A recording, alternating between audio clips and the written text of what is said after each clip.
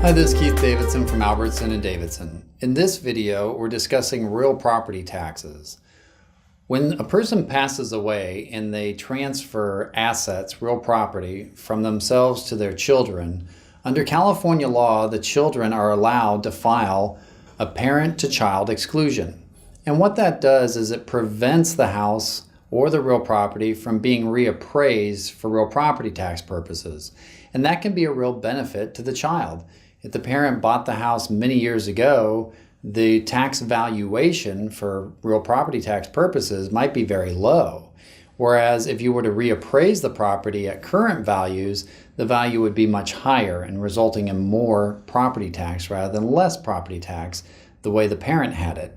So that property tax basis, that appraised value that they use to determine the amount of tax, it can remain intact if property passes from parents to children. But you have to file the proper exclusion form. And the question is, does the trustee have the responsibility for filing that form? And that all depends. It depends on the type of trust that you're dealing with and how long these assets are going to remain in trust.